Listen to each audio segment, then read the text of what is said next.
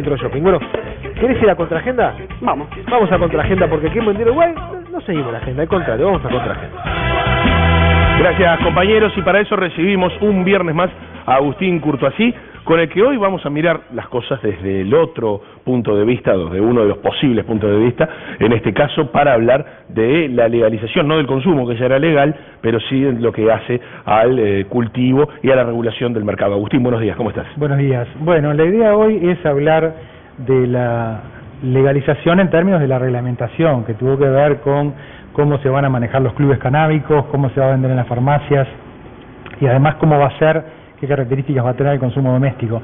Yo aclaro que no hablo desde la cultura cannabis porque soy completamente ajeno a esa cultura, no hablo tampoco desde el lugar del prohibicionismo, sino que lo que voy a tratar de hacer es evaluar algunos argumentos a favor y en contra que se dan respecto de este hito histórico, ¿verdad?, que es la legalización.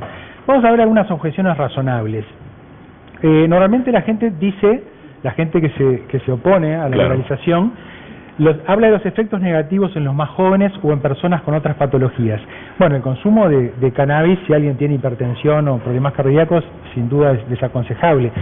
Y en el caso de los jóvenes se está estudiando algo que tiene que ver con, no se sabe si en esa etapa de la adolescencia produce realmente peores trastornos, o lo que ocurre es que los jóvenes no tienen los efectos desagradables que tienen los que comienzan a consumir de adultos y por lo tanto empiezan a consumir más. Eso en este momento está en estudio. Está estudio. Por lo general, mucha gente en las objeciones menciona la marihuana como puerta de entrada a otras drogas, que pero esta es uno de los pasos, y vincular enseguida marihuana a posibilidades de una vida delictiva.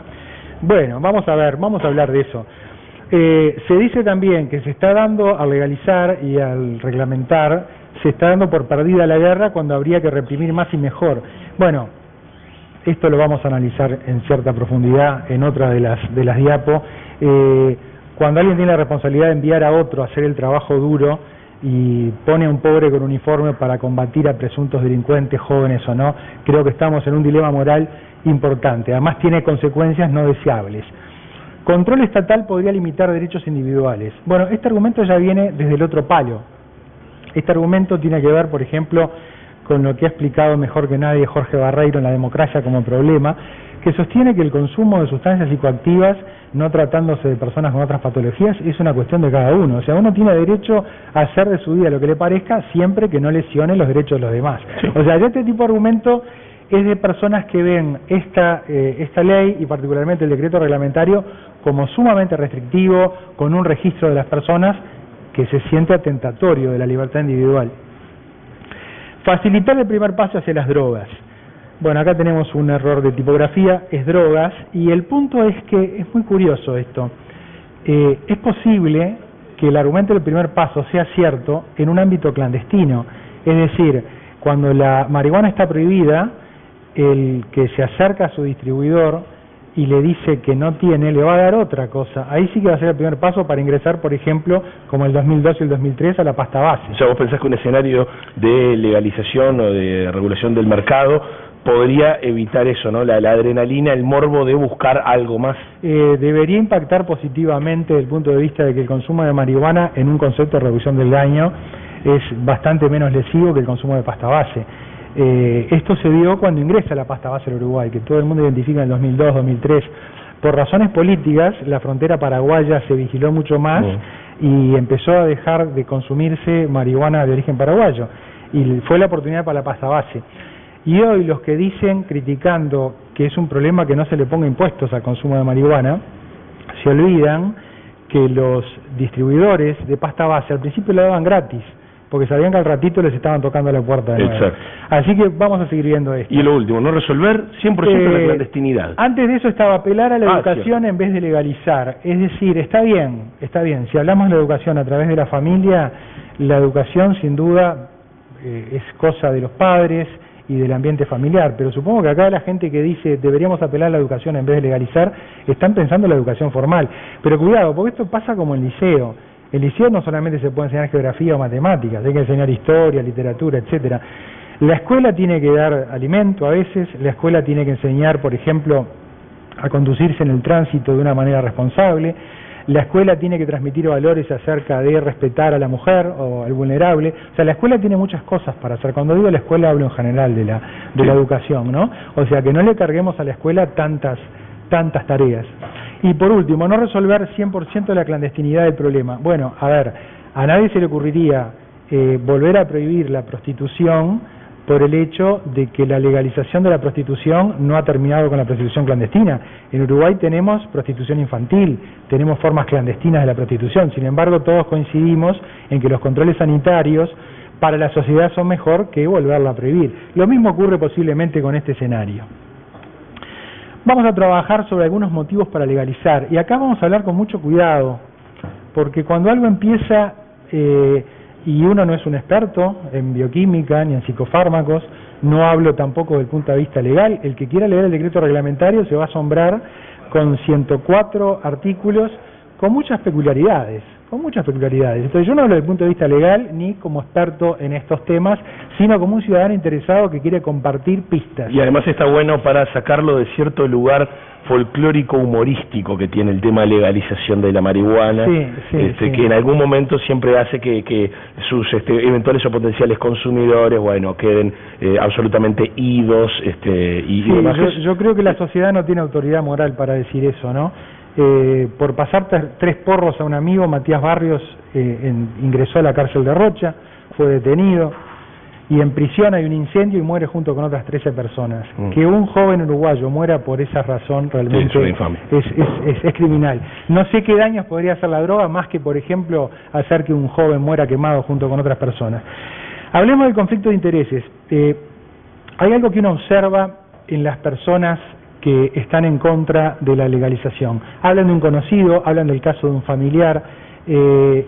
Sin embargo, cuando uno pregunta, ¿pero cuáles son las pruebas científicas? Y en general aluden, sí, hay estudios científicos. Uno pregunta las fuentes y nunca existen. Uno pregunta la bibliografía y nunca existe. Excepto que cuando los medios masivos se le da gran difusión a un médico que no declara su conflicto de intereses. Es decir, conflicto de intereses es cuando yo estoy a favor de algo, debiera declarar si esa actitud favorable no me está beneficiando económicamente. Entonces yo me pregunto, desde el punto de vista científico, ¿es confiable alguien que ha cumplido tareas jerárquicas en áreas del Estado, que regentea 2 o 3 o más clínicas, cuyo supuesto económico de la ganancia es que todas las drogas, inclusive la marihuana, estén prohibidas? Estamos hablando de una persona puntual. Estamos hablando de muchas personas que no ven el conflicto de intereses. Vamos a analizar un poquito más esto. Ranking de drogas peligrosas. Vamos a ver. Ahí tenemos alguna estadística. Antes del ranking, cifras de usuarios problemáticos versus usuarios no problemáticos. Imaginemos que en Uruguay, por la experiencia del azúcar en diabéticos, dijéramos, bueno, hay que prohibir el azúcar a toda la población. Eso es algo parecido a lo que está ocurriendo con la marihuana para los prohibicionistas, ¿verdad? Veamos lo que ocurría. En un informe que no es nada funcional a la legalización de la Oficina de la Droga y el Delito de las Naciones Unidas, un informe del 2012, hay 2 estimaciones que, cuidado, yo hago una interpretación. Esto no es lo que dice el informe, estos son cifras de un informe hostil a la legalización. En ese informe se dice que en el año 2010 por lo menos 230 millones de personas probaron alguna droga ilícita, o sea, además de la marihuana, ¿no? Pero cocaína, metanfetamina, son usuarios que el informe no declara en principio si son usuarios problemáticos, pero lo podemos deducir porque lo que declara renglón seguido.